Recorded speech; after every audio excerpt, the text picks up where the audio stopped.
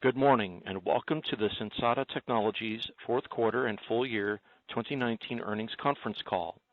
All participants will be in listen-only mode. Should you need assistance, please signal a conference specialist by pressing the star key followed by 0. After today's presentation, there will be an opportunity to ask questions. Please note this event is being recorded.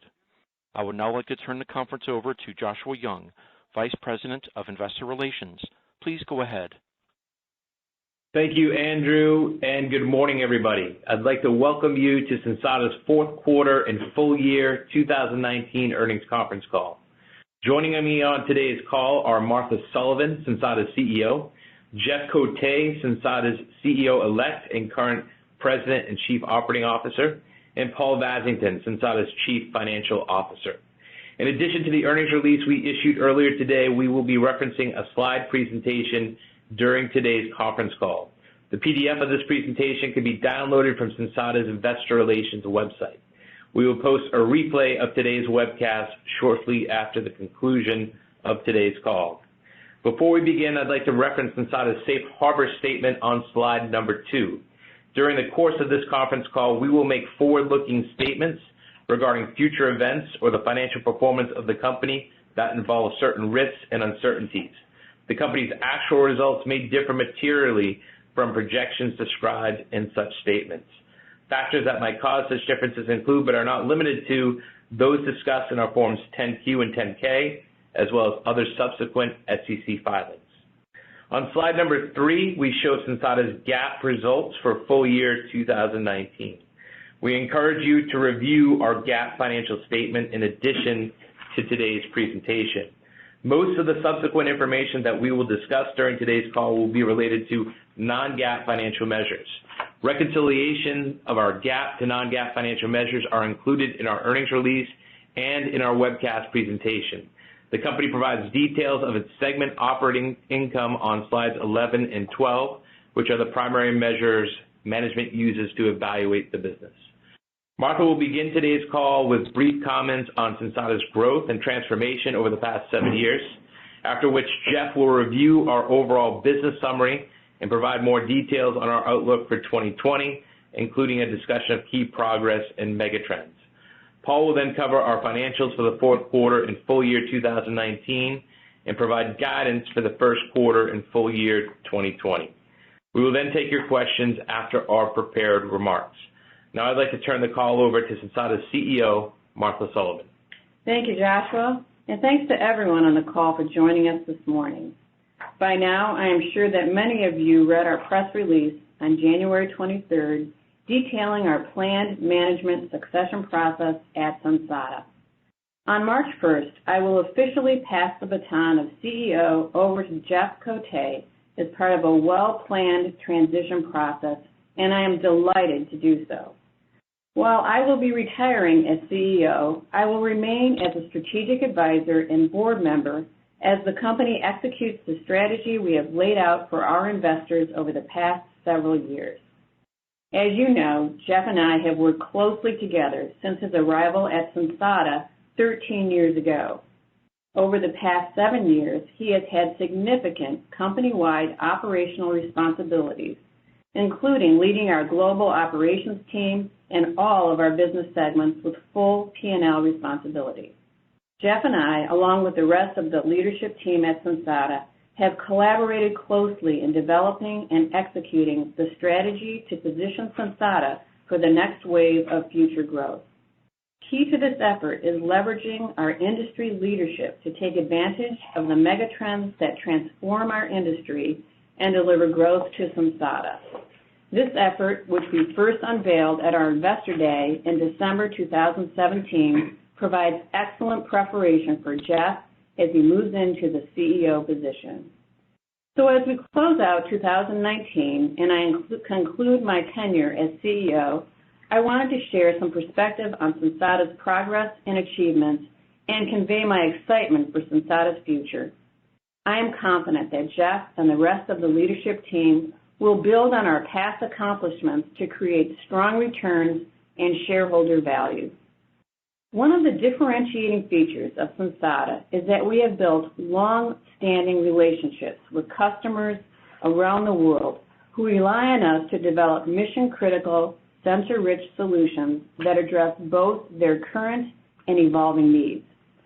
Our relationships, combined with our innovation capabilities and strength in engineering, enable us to outgrow our end markets. We have also built and are constantly optimizing a highly efficient global manufacturing and supply chain network.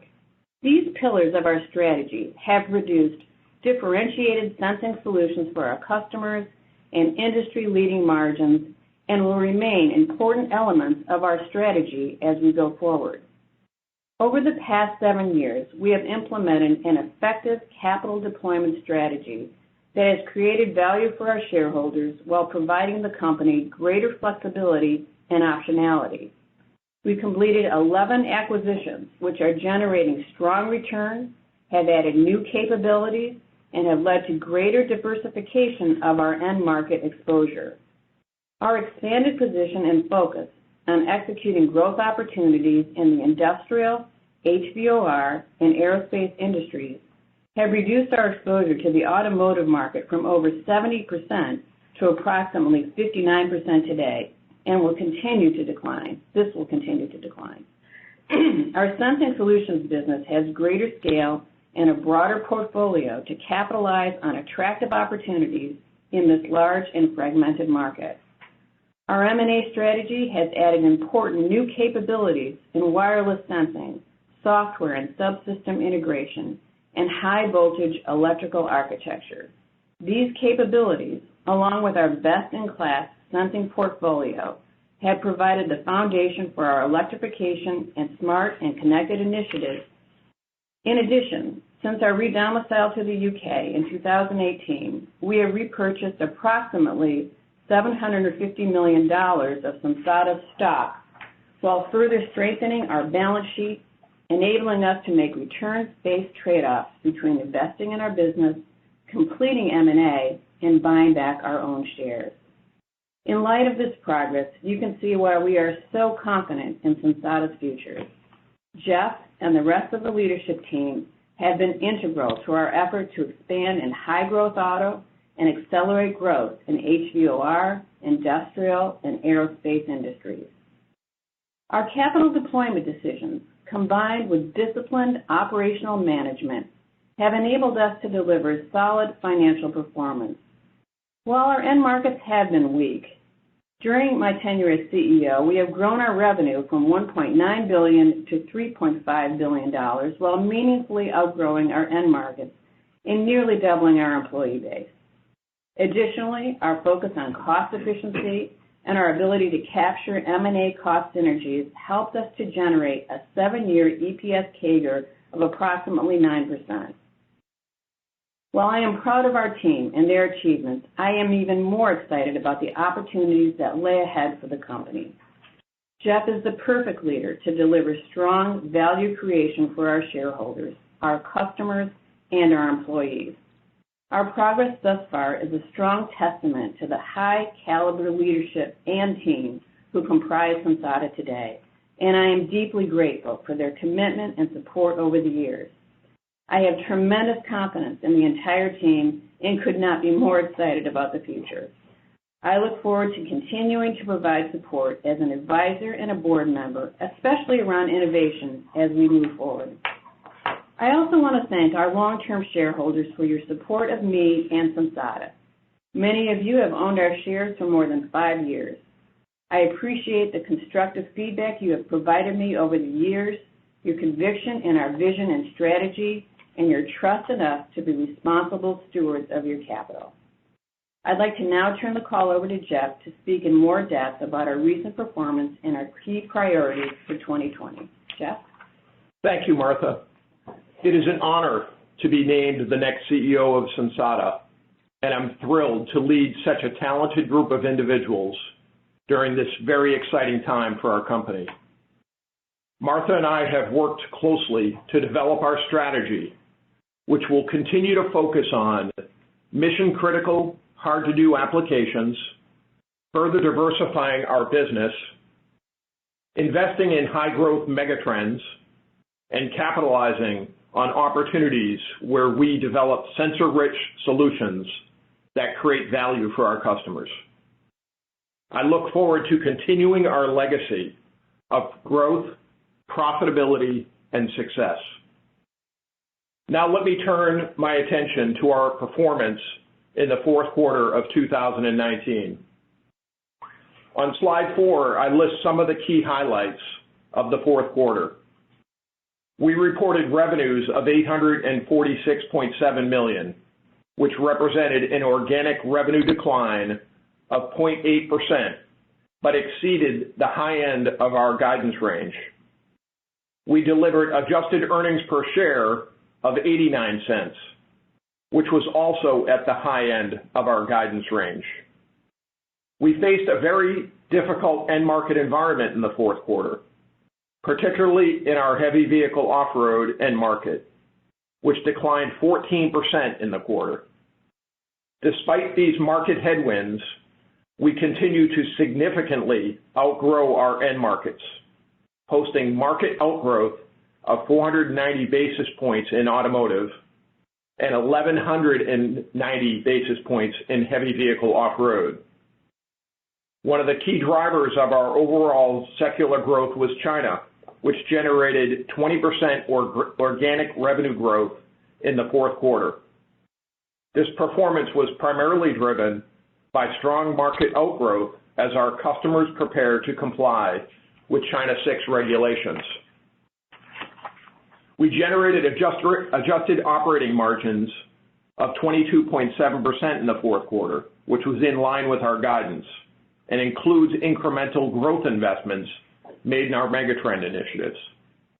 We generated $148 million in free cash flow in the quarter, which exceeded our adjusted net income and represents a conversion rate of 104%. Finally, we continue to make important long-term investments in megatrends for future growth and are excited about the progress we are making in our smart and connected and electrification initiatives, which I will describe in more detail later in this presentation. Slide 5 shows organic revenue growth or performance by end market in the fourth quarter. I will begin with our aerospace, industrial, and other end markets. For the fourth quarter of 2019, we posted 0.7% organic growth in this business.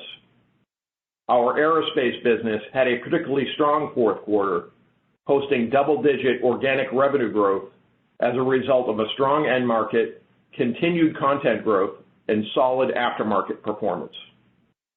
Our industrial business in China continued to decline, but improved significantly on a sequential basis. While channel inventory reductions are pressuring results, our fourth quarter performance benefited from modestly better market dynamics. Our automotive business posted an organic revenue decline of 1.1% in the quarter. This was 490 basis points better than the global end market decline of 6% in the fourth quarter, and was in line with the expectations we shared with you in October. During the fourth quarter, we generated double-digit organic revenue growth in our China automotive business as a result of strong content gains and end market growth of 3%. Our North American automotive business saw its fourth quarter performance adversely affected by the GM strike, which resulted in meaningful end market decline, even though content growth remained strong in this region. In Europe, we continue to be affected by a volatile end market, primarily as a result of a general market decline due to softer exports to China and specific weakness in the UK and Turkey. Our heavy vehicle off-road business posted an organic revenue decline of 1.9%, which represented 1,190 basis points of outgrowth versus a 13.8% end market decline during the fourth quarter. The largest end market decline in the quarter was from the construction end market, which was down 25%, followed by double-digit end market declines for both North America and European on-road truck. The bright spot for this business remains our China on-road truck business, which continues to post healthy growth as a result of strong content performance, especially as OEMs prepare for the implementation of China 6 regulations. On slide 6, we show outgrowth versus end market over the past 2 years. At our Investor Day in 2017, we made a commitment to significantly outgrow our end markets. Specifically, we stated our outgrowth in our automotive business would be in the range of 400 to 600 basis points, and our heavy vehicle off-road business would be in the range of 600 to 800 basis points. After 2 years of execution, I'm pleased to report that we are operating right in the middle of the targets we set. Our automotive business has generated average outgrowth of 495 basis points, while our heavy vehicle off-road business operated at an average of 735 basis points outgrowth over that 2-year period. This performance speaks to the visibility that we have into our content performance, even during periods of end market volatility. Unfortunately, our strong outgrowth has been offset by unanticipated declines in our end markets. For example, in automotive, we have seen end market decline of 3.2% on average since 2017, compared to our expectations that the market would be flat. In heavy vehicle off-road, our end markets grew 0.8% per year since 2017, in contrast to our expectations that that market would grow 3% per year. In 2019, we closed nearly $400 million in new business wins, which is lower than our expectations as customers pushed out decisions on a number of new platforms. We would expect an acceleration of new business wins in 2020 as we capture some of these delayed opportunities, and we have a strong pipeline to support that outcome. The key message that I want you to take away from this slide is that we have confidence in our ability to sustain a consistent level of outgrowth into 2020 and beyond. Moving to slide 7, I want to share some updates about progress we are making in our megatrend initiatives, as well as our plans to accelerate our investment in these areas in 2020. I described on our last quarter's call our activities related to smart and connected. We are currently testing proof of concepts with some of the world's leading fleet managers. Our solution is working in real-world environments and is currently capturing data on trucks and trailers in our customers' fleets. Our tire pressure sensing application has demonstrated a clear and compelling value proposition. We are helping fleet managers identify which trucks and trailers in their fleet are not ready to be driven well before they hit the road. This is helping them eliminate downtime, reduce operating costs, and create safer driving conditions in their fleets. We expect to be able to announce additional business wins with both fleet managers and OEMs later this year. Due to our progress and excitement about this initiative, we plan to increase our investment in smart and connected in 2020 to support our efforts. On the electrification front, we continue to have confidence that a large portion of our solutions that serve the market for combustion engines will continue to be required in an electrified environment. Further, we continue to add capabilities to allow us to capitalize on this electrification trend. For instance, a little more than a year ago, we acquired Gigapack to expand our electrification offering into high voltage contactors, and we are quickly establishing ourselves as the standard for premium electrified vehicles, particularly with the most challenging applications with high current levels. Additionally, Sensata has a leadership position in the DC fast charging infrastructure segment, which is growing greater than 30% a year. Also, we were the first company in the industry to develop a smart sensor that addresses safety issues associated with risk of thermal runaway in batteries. And we have had several wins related to this solution in 2019. We continue to extend our market share leadership in various thermal management and motor position applications in both hybrid and full electric battery vehicles. And we have an active new business pipeline in electrification applications, and we are increasing our R&D investment to pursue this growth. A significant portion of our new business wins will eventually serve electrification trends in all of our end markets that we serve. So for both smart and connected and electrification, we are very excited about our efforts thus far and continue to believe that our progress in these important initiatives will help Sensata differentiate itself with customers and lead to long-term advantages for our company and our shareholders. On slide 8, we summarize some key messages which we have discussed. We are delivering on our promise for outgrowth to market despite end market volatility. We are accelerating our investments for growth given the opportunities we see. We are generating solid free cash flow, and we will continue to strengthen our portfolio through disciplined value-add M&A. I'd now like to turn the call over to Paul to review our fourth quarter and full year 2019 results in more detail, and also to provide guidance for the first quarter and full year 2020. Paul. Thank you, Jeff.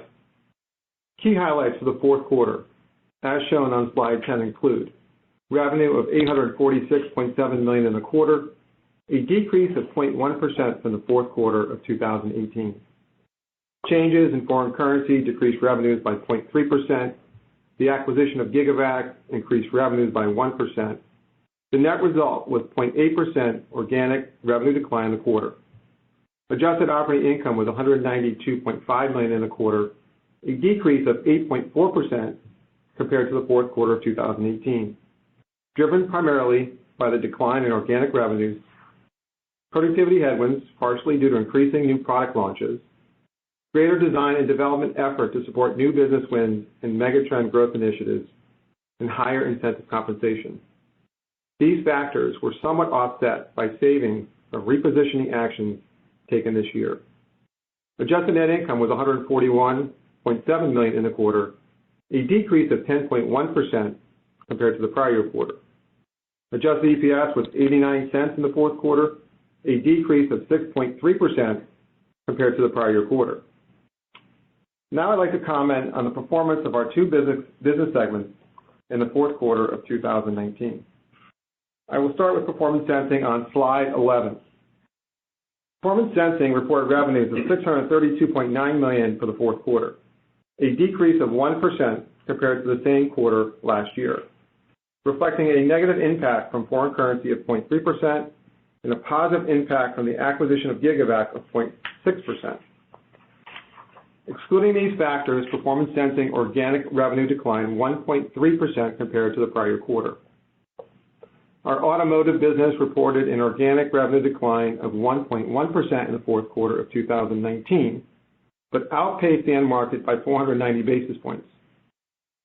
Organic revenue growth in China was offset by organic revenue declines in North America and Europe. The GM strike reduced our fourth quarter revenues in North America by approximately $10 million, which was less than expected. Excluding the GM strike, our North American auto business delivered organic revenue growth in the quarter, driven by high single-digit content growth. Our HVOR business reported an organic revenue decline of 1.9% in the fourth quarter, far outpacing a 14% end market decline by 1,190 basis points, primarily due to strong content growth in our China on-road truck business. Performance Sensing operating income was $165.1 million, a decrease of 7% as compared to the prior year quarter. And operating income as a percent of revenue was 26.1% in the fourth quarter, a decline of 170 basis points. The decline in segment operating income was due primarily to the decline in organic revenues, productivity headwinds, partially due to increasing new product launches, and greater design and development effort to support new business wins and megatrend growth initiatives, somewhat offset by savings from restructuring actions. As shown on slide 12, Sensing Solutions reported revenues of $213.8 million in the fourth quarter, an increase of 2.3% as compared to the prior year quarter. Organic revenue increased 0.7%, which excludes a negative impact from foreign currency of 0.4% and a positive impact from the acquisition of Gigavac of 2%. This increase was a result of double-digit organic growth in our aerospace business, driven by stronger content in a healthy end market, partially offset by industrial market declines, albeit less significant than previously anticipated. Sensing Solutions operating income was $68.2 million in the fourth quarter, a decrease of 0.8% from the prior year quarter. The slight decline in operating income was due primarily to productivity and foreign currency headwinds, somewhat offset by savings from repositioning actions and the acquisition of Gigavac.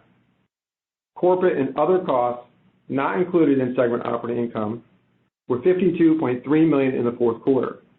Excluding charges added back to our non-GAAP results, corporate and other costs were $39.1 million in the fourth quarter of 2019, up approximately $5 million from the fourth quarter of 2018, primarily due to higher variable compensation and administrative costs. Slide 13 shows Sensata's fourth quarter 2019 non-GAAP results. Adjusted gross profit declined 4.5% year-over-year to $298 million, and gross margins declined 160 basis points to 35.2%.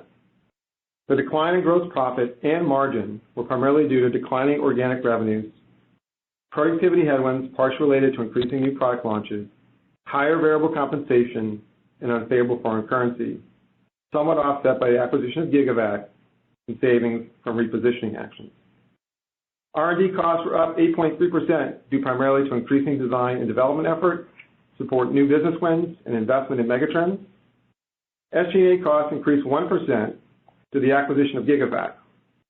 Excluding the impact of Gigavac, SG&A costs were flat with the prior year quarter as we align our cost structure to the lower revenues we are experiencing. As a result, adjusted operating income was down 8.4% compared to the prior year quarter. Our tax rate, shown on the slide as a percent of adjusted profit before tax, was roughly flat compared to the prior year. Finally, adjusted EPS was down 6 cents or 6.3% as compared to the fourth quarter of 2018, as the decline in operating income was partially offset by the benefit of share repurchases. Slide 14 shows Sensata's full year 2019 non-GAAP results. Adjusted gross profit declined 5.4% year-over-year to $1.2 billion, and gross margins declined 130 basis points to 35%. The decline in gross profit and margin were primarily due to the decline in organic revenues, productivity headwinds partially related to increasing new product launches, the net impact from acquisitions and divestitures, partially offset by favorable foreign currency and lower variable compensation costs. R&D costs were $148.4 million, up 0.8% year-over-year, as increases in design and development efforts to support new business wins and megatrend growth initiatives were mostly offset by the favorable impact of foreign currency. SG&A costs were $267.4 million, or 8.6% lower year-over-year, due primarily to lower variable compensation and selling costs, favorable foreign currency, and cost savings from repositioning actions. As a result, adjusted operating income was down 5.6% compared to the prior year. Our tax rate, shown on the slide as a percent of adjusted profit before tax, was up 40 basis points year-over-year to 8.6%, in line with our guidance. Finally, adjusted EPS was down 9 cents, or 2.5%, as compared to 2018, as the decline in operating income was mostly offset by the benefit of share repurchases. Free cash flow was $458.3 million during the year, or 79.6% of adjusted net income, and exceeded a free cash flow guidance provided last October. Net leverage ended the year at 2.8 times and within our target range of 2.5 to 3.5 times. On slide 15, I show our financial guidance for the first quarter of 2020, which includes our best estimate of the business impact related to the recent coronavirus outbreak, which is quickly changing and highly uncertain. Furthermore, it is very difficult to predict when the government-imposed quarantines will end, when travel restrictions will be lifted, when our plants will be fully operational, and the ultimate impact on end market demand. That said, we estimate for both the first quarter and full year 2020 a $40 million revenue and a $20 million operating profit negative impact. The $20 million operating profit drop reflects the normal impact from the expected lost revenue, as well as underutilized and stranded costs related to this sudden event. We continue to monitor the situation closely, and we are doing everything possible to protect our employees and serve our customers. For the first quarter of 2020, we expect to report revenues between $793 and $817 million, representing a reported revenue decline between 6% and 9%. At the midpoint of our guidance, we expect that foreign currency will decrease revenues year-over-year by approximately $5 million. Excluding the impact of foreign currency, we expect to report an organic revenue decline of 6% to 8% in the first quarter. Our current fill rate is approximately 93% of the revenue guidance midpoint for the first quarter and reflects lower than normal production of our manufacturing sites in China and reduced customer demand. We expect to report adjusted operating income between $149 and $155 million. On the bottom line, we expect to report adjusted net income between $98 and $104 million, which would represent a decline of 25 to 30%. We expect to report adjusted EPS between 62 and 66 cents, which includes a 1 cent negative impact from foreign currency at the guidance midpoint. Throughout 2019, we implemented significant restructuring actions to better align our costs to the lower volumes we are experiencing. More recently, we announced the closing of our Carrickfergus plant in Northern Ireland to further optimize our manufacturing network and footprint. This action will result in approximately $7 million of annualized savings. We expect this manufacturing plant to be fully shut down in early 2021 and expect to incur approximately $15 million in restructuring costs in 2020 to complete this closure. Looking forward, Northern Ireland will remain an important and expanding R&D center for Sensata. Now let me turn to our guidance for full year 2020, shown on slide 16. For full year 2020, we expect revenue between $3.4 billion and $3.5 billion, representing a range between a 1% decline and 1% growth. We expect foreign currency to decrease revenues by approximately $15 million. Excluding foreign currency, our organic revenue guidance represents a range between a 1% decline and 2% growth. We expect adjusted operating income between $753 and $781 million, which would represent a range between a 1% and 4% decline. On the bottom line, we expect adjusted net income between $539 million and $555 million, and adjusted earnings per share between $3.42 and $3.58 for the full year 2020, which represents a decline of 4% to growth of 1%. We expect foreign currency will have a 4-cent negative impact on EPS in 2020. Our EPS performance in 2020 reflects continued strong revenue outgrowth to our major end markets, which continue to decline. And in the case of China, significant market uncertainty, as noted earlier in our prepared comments. Currently, we expect the effects of the coronavirus will reduce our EPS by 11 cents, with all that occurring in the first quarter. With that said, we expect ongoing net productivity gains and savings from repositioning actions to fund our efforts to further strengthen our core business, as well as expand our initiatives to intersect promising new megatrend growth opportunities, most notably in the areas of electrification and smart connected. We expect that our adjusted tax rate will increase by approximately 100 basis points over 2019 and be in the range of 9.8% of adjusted profit before tax. We expect to generate free cash flow of approximately $430 to $470 million. This free cash flow guidance assumes annual capital expenditures of approximately $165 to $175 million for the full year 2020. At our Investor Day in 2017, we shared with investors a 3-year financial plan. Since then, we have achieved a number of critical objectives, such as accelerating content growth over that period and creating greater flexibility in deploying capital. However, with our current 2020 guidance, we expect to fall short of our revenue, earnings, and cash flow targets. First, our end markets have weakened significantly below the market growth assumptions embedded in our 3-year projections. This end market weakness will result in nearly $425 million less revenue over the 3-year period than originally expected. Second, we divested a profitable but very slow-growing non-strategic business in valves and purchased a small but very fast-growing business in Gigabat, which is critical to our electrification growth platform. These two factors, combined with lower than expected productivity gains, mostly due to lower volumes, are the main contributors to our expected shortfall to our 3-year targets. On slide 17, I share our expectations regarding most of our major end markets in 2020, which all continue to decline. We expect another difficult end market environment in 2020, but overall, we expect less of a headwind from our end markets in 2020 due to the modest improvements in the global auto and industrial markets, somewhat offset by a weaker HVOR end market. Now I'd like to turn the call back over to Joshua.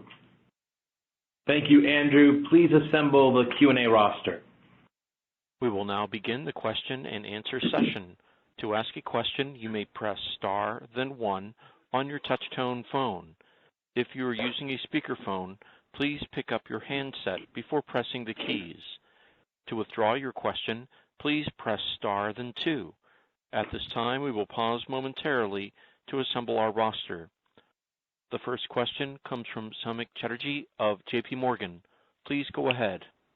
Hi, good morning. Thanks for taking my question. Before I start, congratulations to both Martha and Jeff.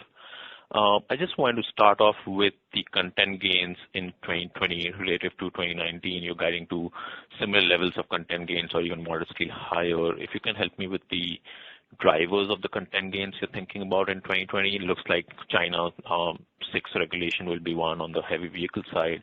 And then how to think about the change in mix of the content gain towards the mega trends that you're investing towards? Yeah, great question. So we tend to look at the content gains over a very long period of time, much like we look at our NBO opportunities given the long cycle nature of our business. As we mentioned in our prepared comments, we would expect similar content gains in 2020 and beyond that we've experienced over the last couple of years. And so that's an average in automotive about 490, 500 basis points, and on HVOR in that 600 to 800 range, so midpoint about 700. In terms of the opportunities that we're seeing, very much similar to the trend that we've been seeing in the past in terms of all of our customers aiming to achieve regulatory requirements around the world. And also we are seeing impact of megatrend-related activity. And so about a third of our NBO activity in 2019 was related to megatrend-related opportunities that will eventually turn into content growth. And so over the long period of time of 3, 5, 7 years, we'll see content shift more toward megatrends in the business, helping our customers achieve their objectives. Got it. That's helpful. And if I can just clarify one more thing, which is you now guide to China automotive production being down 6% in 2020. That's related to some third-party forecasts that are more for flat. So I'm assuming a big part of that impact is the 1Q impact given the events there. So if you can just help me think about how much of that, how you're thinking about 1Q China automotive production, and if you can remind me what the average content per vehicle is for Sensata in China right now. Sure. So yes, a very large portion of the decline of 6% is related to the impact in the first quarter, although there is a slight decline expectation in our forecast for China, but the biggest component of that is related to the virus. Very fluid situation. We'll come back to that, I think, in terms of providing a little bit more color on it. So that's the trend that we see there. The next question comes from Amit Daryanani of Evercore. Please go ahead. Yep. Thanks for taking my questions. I guess first off, best of luck, Martha. It's been a pleasure working with you, and congrats, Jeff, on the new role. I guess maybe to start off on these the two growth initiatives that you guys have been talking about, smart and connected and electrification. Is there a way to think about how much are the investments we're making from a dollar terms in 2020 for those two initiatives, and when do you think revenues will start to accrue or show up on your P&L from these investments? Yeah, so when you compare 19 to 20, there's about a $20 million incremental investment in smart and connected. Some of that is reallocation within other investments, but net 10 to 15 million incremental R&D spend associated with growth opportunities. That's baked into 2020. But there is some reallocation as well. So we have been shifting over time our investments, our long-term investments associated with growth to Megatrend, and year over year, there's about a $20 million incremental spend on that side. In terms of when we will start to see impact, we see some impact already. So we have some revenue in our 2020, the Megatrend-related areas, but I think it's also important to note that a large portion of the revenue that we are experiencing today will apply in the future as well. So it's not a shift completely from one platform to another. There are elements of our product categories that will continue to have a role going forward, even as those megatrends get implemented more broadly in the end markets that we serve. Got it. If I could just follow up on China with the health concerns. I heard the numbers you guys have, which is $40 million in revenues, $20 million in operating income impact in Q1. I'm hoping if you could just talk a little bit more on what impact it's having on your supply chain at this point, and do you see that being an issue in terms of your ability to ship products globally to meet demand trends, beyond just China? Yeah, so I appreciate the comment. Let me provide a little bit more context associated with the virus and what we're seeing. So I think everyone knows that we have two manufacturing plants based in China. We also have a business and engineering center based in China. So we're getting firsthand information regarding what's going on the ground. And we're doing everything we possibly can to make sure that we protect our people and we serve our customers. And we're having constant dialogue with both to make sure that we're doing what we need to, as well as with the local governments, to make sure that we're complying with the mandates that they've put in place. Based upon those, that's how we came up with the estimate. We're also speaking with our supply chain to make sure that our suppliers more deep in the supply chain are ready to respond as this recurs. And we're examining the inventory levels that our suppliers have, our customers have, to make sure that we can have certain continuity of supply. Having said all that, it is a very fluid situation. And we're watching day to day how demand unfolds, and also the impact that it has overall on our supply chain. But it's an active dialogue. Our best estimate at this point is the $40 million of revenue and $20 million of profit. Largely, the profit drop through is more significant than you would expect, because the way that the government implemented the quarantines is to extend holidays. So there was an obligation during some portion of that time to continue to pay our employees, which is also the right thing to do for them, given that the situation they're in. And so that's the more color that we have, and we'll continue to monitor the situation very closely. The next question comes from David Kelley of Jefferies. Please go ahead. Hey, good morning, and I'd also like to convey my congrats to Martha and Jeff as well. Just following up on that coronavirus commentary, I guess could you provide some color on how we should think about the actual individual in-market impacts? Is it mostly automotive, and where else do you see the flow through as well? Yeah, so we have a broader business, obviously, than in China outside of automotive, and it's pretty widespread in terms of the impact across all of those end markets that we serve. So when you think about the $40 million impact in Q1, That represents about 4.5% of our decline in revenue that we've guided to, a decline in overall market. And it's pretty consistent across each of the end markets, automotive, industrial, HVOR, because candidly, all of the customers that we serve in that region are impacted in the same way. The interesting question will be on the rebound side of this. We're not expecting that there will be a recovery of this $40 million loss, but we'll watch closely because I think on the recovery side, you might see a different outcome across those end markets going forward, which we'll update when we have more data on. Just one other comment. Just if you look at our exposures in China, about 2/3 or 70% of our business is auto or truck related, and the impact here is roughly aligned to our exposure in China in those end markets. Okay, great. Thank you. And a follow-up, I guess, how are you thinking about the timing of your customers returning to production and how that flows through the $40 million? You know, we've heard from others and certainly seen headlines around some sort of mid-February timeframe. Is that in line with your thinking, or are you trying to take a more cautious approach? And again, recognizing this is a very fluid situation and hard to pinpoint at this point. Yeah, so the government is lifting quarantines in a different way across different provinces. I can speak to the specifics that we see. It's hard to really understand how that would impact others in the supply chain because it's very facts and circumstances specific. In both of our manufacturing plants, we've been given a clear sign to restart production. Now the challenge with that is when our workers come in from outside of the province, they in some instances need to go through a quarantine period.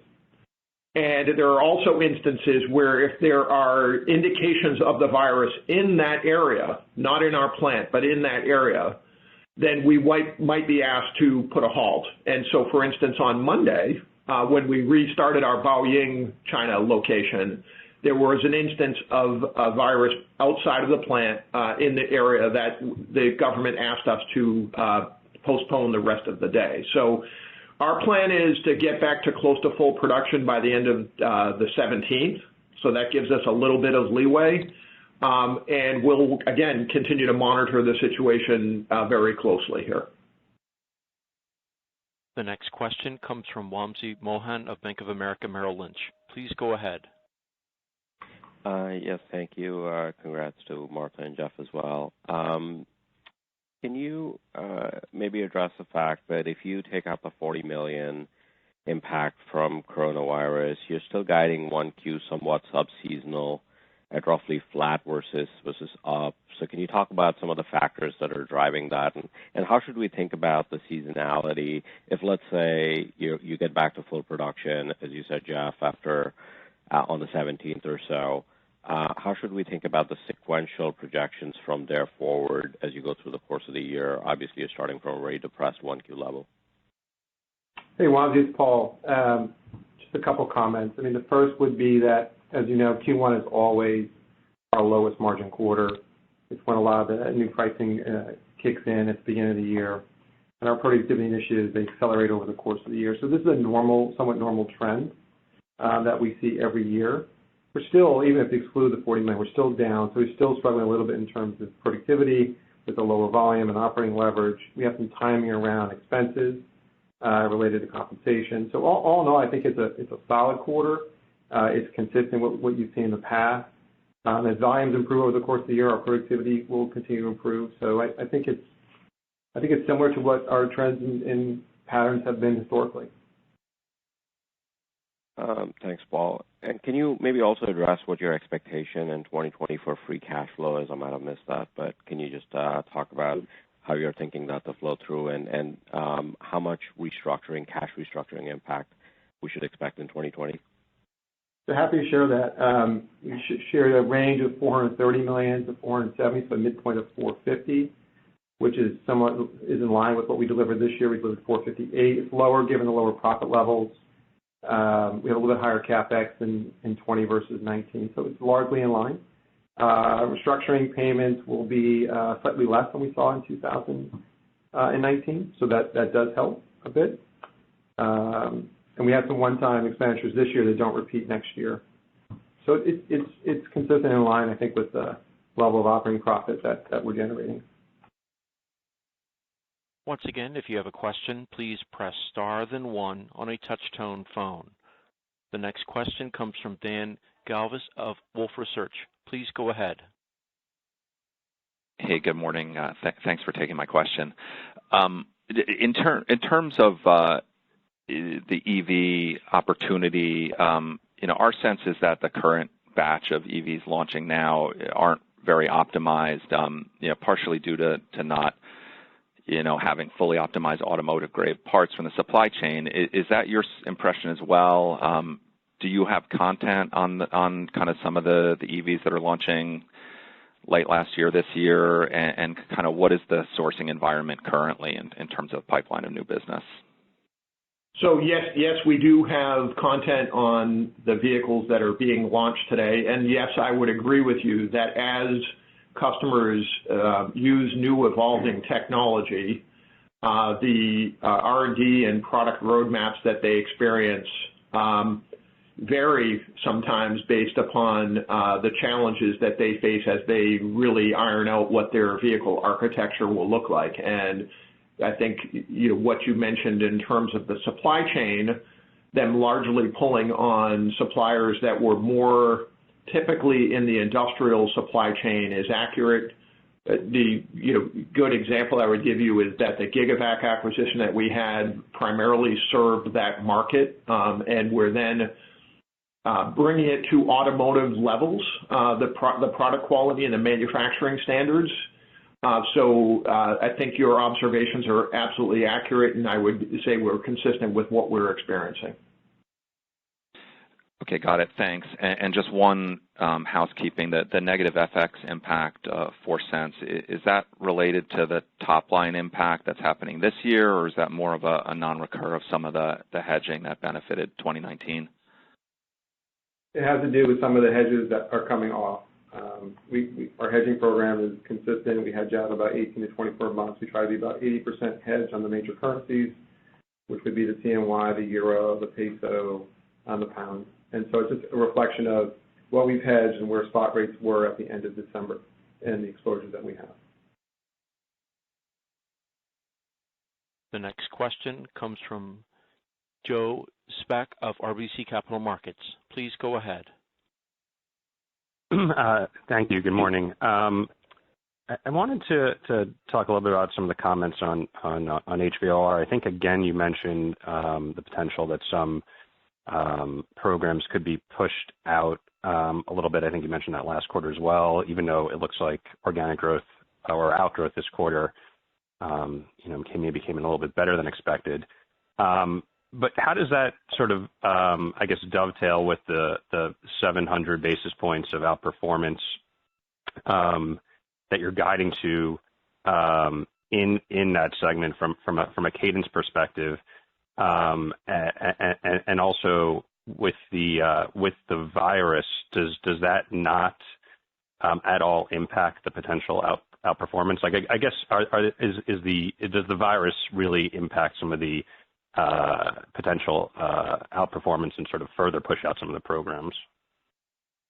Yeah, so on the HVOR business, we've talked during 2019 about the fact that some of our customers pushed out launches, partly due to market circumstances, also partly due to readiness more broadly on the architecture and systems that they're implementing.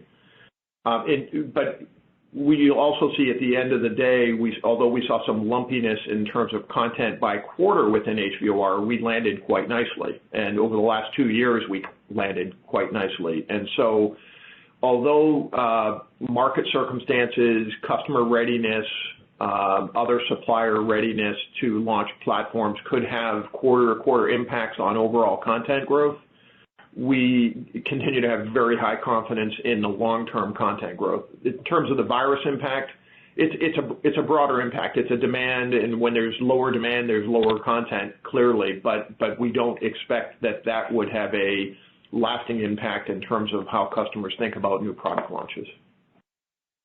Okay, and then just I appreciate your comments on sort of the migration impact within China. I think that's been a little bit underreported. I guess as you're starting to, maybe it's still too early for this, but as you're starting to see some employees come back, are you noticing any hesitance of workers to come back? And like, could there be a potential for a little bit of ramp up or startup disruption as you might have to also do some new hiring? No on the employee desire to come back to work part. And we are doing other activities associated with providing masks and where they gather to eat to make sure that we're taking the necessary precautions to make them feel comfortable with the working environment. Obviously, testing temperatures. We have doctors on staff at our plants to make sure that we're monitoring that situation. A variety of other logistics things associated with wiping down flat surfaces and so forth. So we're doing everything to make sure that our employees, as they come back, feel comfortable with the working environment that they're coming back to.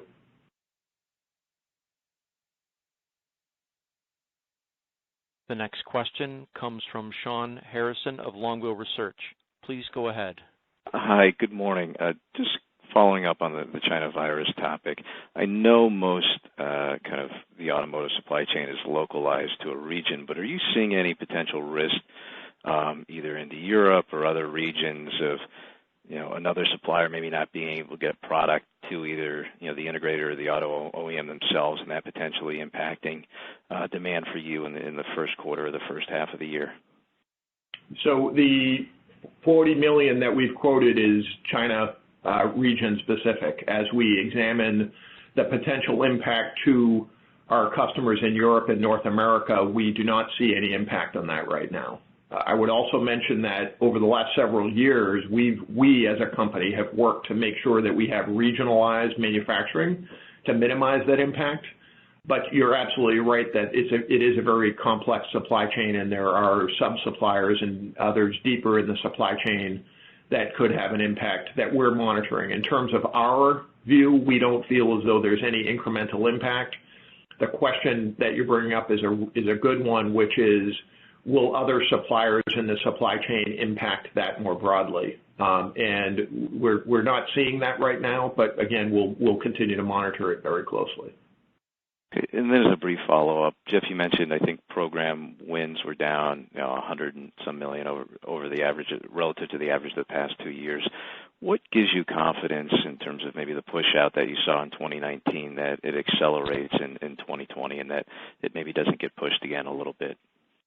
Yeah, so two things. The first would be if you look at the average new business win over the last 5 years, it's $440 million. So although in individual years we might see higher amounts of opportunities and wins due to just timing of when customers choose to launch new items, but given it's a long cycle business, that long-term average I think is the more meaningful number in terms of what we should watch. And also the pipeline. So when we look at the pipeline of opportunity that we have now versus what we had at the beginning of 2019, it's a bigger pipeline. And nothing replaces the personal contact with customers to make sure we understand where they are in their decision-making process. And all of those things give us comfort in the fact that we will see a higher NBO award in 2020 than we did in 2019. The next question comes from Brian Johnson of Barclays. Please go ahead. Thank you. Just want to talk a bit about the margin guide for 2020. If you kind of strip out the virus impact, looks like slightly growing top line but flattish margins. Can you kind of give us some color on the puts and takes? A, is that directionally right? And B, the puts and takes around the margin? Sure. If you back out the $40 million, we're in a 1.5% organic growth, and in earnings, we're operating profit growth at a similar level. So what's happening there? We continue to benefit from the repositioning actions that we took, but as Jeff mentioned, we have a significant increase in investment around megatrends. Those two are somewhat offsetting, and then we look at compensation costs, investing in the core business for sustainable long-term growth.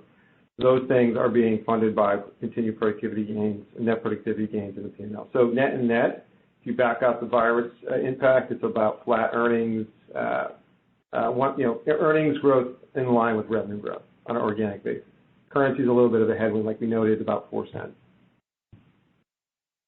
Okay, so not really any margin expansion with those puts and takes. No, when you back out the question. piece, it's about flattish to slightly down in operating margins year-over-year. I've got a bunch of strategic questions. We'll get those in Florida. Look forward to seeing you, Jeff. We'll miss you, Martha, but congrats. Just one quick, and hate to just keep beating the virus, but with about sort of mid-fives, 5.4-ish million of production expected in China this quarter, can you give us a sense of, just so we can track it every week or so, the production assumption embedded in your virus guide? Yeah, so we believe there's about 450 to 500,000 units per week of production. So given the fact that we're down 3 weeks, that math is, translate to 1.5 million units would be around the estimate. Right, just for auto. Then there's the incremental, incremental impact on HVOR and the industrial businesses that add to that. Right. The next question comes from Christopher Glynn of Oppenheimer. Please go ahead. Thank you. Good morning, and congrats to Martha and Jeff on the transitions. Had a question about the vehicle area network topics on HVOR. You've been, right down the middle on your content growth targets the last couple of years. Is this something that, you'd see improving on that, or more sustaining it a year or two out? Yeah, the goal would be to have it improve, and the interesting part that I think you and others have caught on is that we're serving a different market segment, right? So it's an aftermarket which might have shorter periods or will have shorter periods in terms of the NBO pipeline. So it would be incremental, our megatrend investments broadly when you think of some of these things that are, if you will, beyond the sensor component, will naturally have larger ASPs and create more content growth for us as a company. And as you know, they're very large addressable markets in terms of the opportunity that we're pursuing. Thanks for that. And my follow-up is on your new business wins, as in particular with China content and light vehicle being great and EVs taking off. Is this still primarily a single source business? Any particular variations as pertain to EV or China, for instance?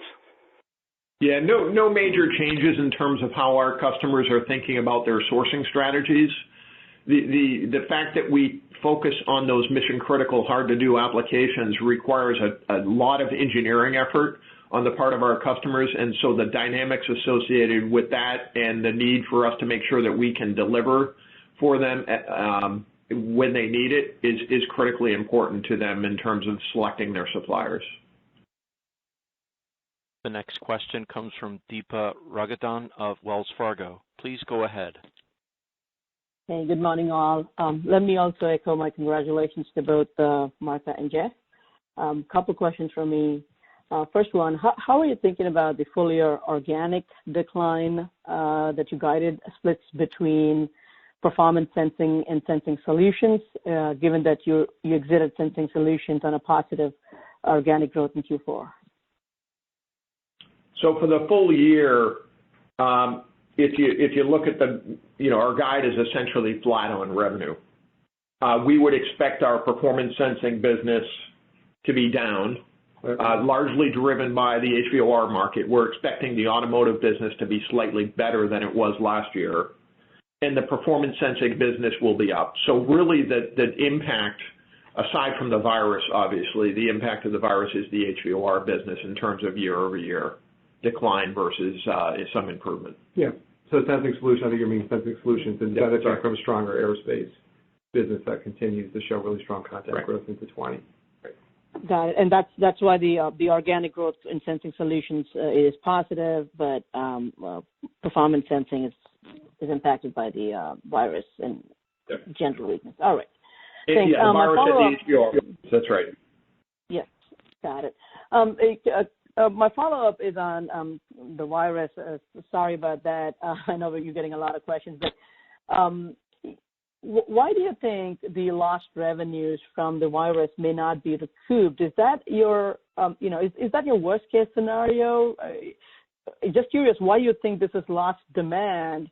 And on the flip side, how are you situated from a production capacity or utilization perspective if demand were to come back? I mean, what are some of the governing factors there? Yeah, so I wouldn't say it's our worst case scenario. The worst case scenario is that there's continued disruption here, right? So I think it's right down the middle of the road in terms of the impact. It's a great question around whether or not it will snap back, and it really does, in my view, depend on a couple of things. Consumer sentiment, which may be driven by government in terms of other incentives. We've experienced in the past, certainly the government in China can implement very quickly incentives to create incremental demand, and so that's an option that may exist that could change this outcome. And the other is around the capacity. You're bringing up a great one, and so it's capacity with us and also deeper in the supply chain and with our customers in terms of them being able to catch up. We like to think that we can always find a way to make sure that we can deliver for incremental demand, but there are areas of capacity within our business where we are running pretty much at close to full capacity within 5% or so, and so there could be minimal impact, but our goal would be, if demand materializes, to make sure that we can deliver on it. The next question comes from Joe Giordano of Cowen. Please go ahead. Hey guys, thanks for taking my questions. Just starting on Sensing Solutions, some other players in China industrial have talked about like a pull forward of demand into the fourth quarter given the timing of Lunar New Year and kind of stocking ahead of that. So did you see, I know you said that Sensing Solutions did better than you thought on industrial. I was wondering if that had anything to do with it there. It does have some of the impact when you peel back what we believe to be the market impact in the industrial business. In the fourth quarter, it was down about 5%. We are expecting that to improve into 2020. But yeah, it's the combination of market decline and also inventory takeout. It's a very fragmented, complicated supply chain on the industrial side, and we saw a fair amount of inventory takeout in the supply chain. That is the channel inventory takeout, which ultimately impacted our demand for our products. So that's separate from raw demand from customers. So we saw more of an impact in 2019 than pure demand reduction because of that channel inventory takeout. Yeah, I guess I was referring to, some were talking about like a positive impact just in fourth quarter from China specifically ahead of New Year. So there was a little bit of a surge in demand from kind of stocking ahead of that, outside of the general destocking that happened all throughout 2019. I think that would be normal market cycle for us. I don't think that we saw anything that was different than what we would normally see in terms of our quarterly trend in the businesses. Okay, that's what I was getting at. Okay, perfect. And then Paul, just on the tax rate guidance for next year, I guess the ramp a little bit quicker than most probably anticipated. How do you kind of see that progression over the next couple of years? I know we had generally talked about like 50 bips a year. Now, this is 118. So how quickly should we see that kind of increase over the next few? And do you have kind of like an end game number that we should think about? So if we go back to 2017 Investor Day, we did talk around about 50 basis points a year for a few years. We've done better than that. Some of that's around the mix of where the profits are generated and the tax rates in those different jurisdictions. So we are a little bit ahead of where we thought we were going to be. We've had some tax benefits that naturally expired in 2019 that won't benefit 20, so that's driving some of the increase. But over the 3-year period, we're about where we thought we would be. It's just that we did better in the first two, and now we're giving a little bit of that back in 2020. The next question comes from Steven Fox of Cross Research. Please go ahead. Thanks. Good morning. Just on the HVOR markets, obviously a lot of those end markets are in cyclical decline. I was wondering if you can sort of give us a sense of where you think, construction versus ag versus commercial vehicles are at this point in that cycle. And secondly, when you look at your growth over market, in those markets, it was substantially above the 2-year average. I was wondering what you would attribute that to, given that the cyclical pressures that I just mentioned. Thank you. Yeah, so we started seeing a decline. Let me start with, we had forecasted a decline in the latter part of 2019 in those markets. We saw that come a little bit earlier, starting really in the tail end of the second quarter of 2019. We started to see the decline in some of those end markets, and it really accelerated as we got to the end of the year. And so we quoted some of the stats on market in the fourth quarter of 2019. On-road truck down 14%, Europe, North America, Europe down almost 14 as well, ag down 10, and so across that overall market down 14%.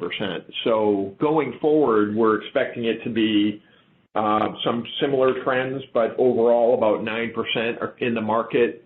So less than fourth quarter, but more than full year 2020. In terms of the timing on that, I think that our view is that it's a year to 18-month cycle, so we'll see more come the balance at the end of 2020, but we're not forecasting that there's any big uptick in terms of that market during this year. The next question comes from Mark Delaney of Goldman Sachs. Please go ahead. Yes, good morning. Thanks for taking the question. Martha, thanks for all your help and time over the years, and Jeff, best of luck in your new role. My question's about the comment, Jeff, you made in your prepared remarks about a goal of one of your goals as CEO of diversification by end markets. Are you referring mostly to organic growth in markets like aerospace, which I know did pretty well for the company in 2019, or are you alluding to potential M&A, potentially CST size, or maybe even something larger in order to achieve that objective? But both. So it's nice to have an aerospace business that's growing at the rate that it is, while some of our end markets are down or seeing decline. But it would also be on the M&A front to identify potential targets that would help to continue to diversify the business over the long term. Got it. My follow-up question's around SG&A in the first quarter. I mean, the company's done a very good job, especially second half 2019, of managing SG&A expense. But I know typically in the first quarter there's some step up. Just trying to get a better sense for where to be thinking about SG&A dollars in the first quarter. Thank you. First quarter 2020, we would expect it to move up a little bit from where we exited the fourth quarter. Part of that's just normal timing of employee costs, and then there's also just the timing around incentive comp.